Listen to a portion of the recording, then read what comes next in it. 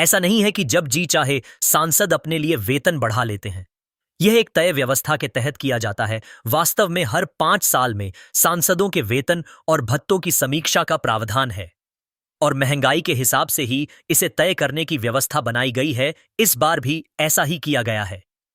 इससे पहले साल 2018 में सांसदों के वेतन भत्ते बढ़ाए गए थे, जिनकी शिकायत है कि सांसद अपने वेतन भत्ते हमेशा बढ़ाते ही रहते हैं।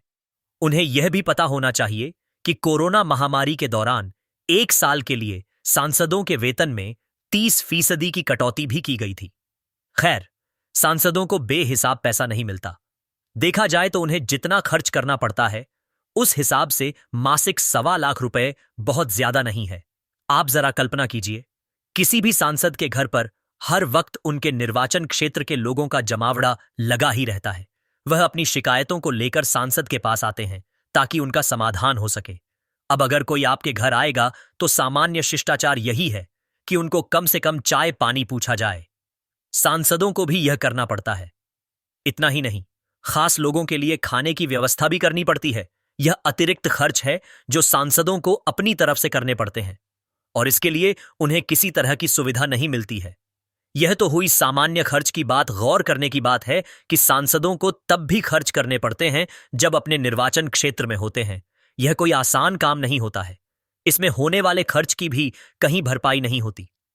फिर उनको भी हम आपके जैसे अपना घर चलाना है। हाँ, कुछ हद तक यह आरोप सही जान पड़ता है कि जब देश की एक बड़ी आबादी खदान के लिए सरकारी योजनाओं का मुंह ताकने को मजबूर है, तब वेतन में इतनी बढ़ोतरी वंचित तबकों के साथ किए जाने वाला एक मजाक है। मगर यह भी समझना होगा कि सांसदों की छवि से ही देश की छवि बनती है और अंतर्राष्ट्रीय मंचों पर भारत की छवि अमूमन उसके जनप्रतिनिधियों से ही बनेगी। इसके लिए भी सांसदों को अपने ऊपर कुछ खर्च करना पड़ता है।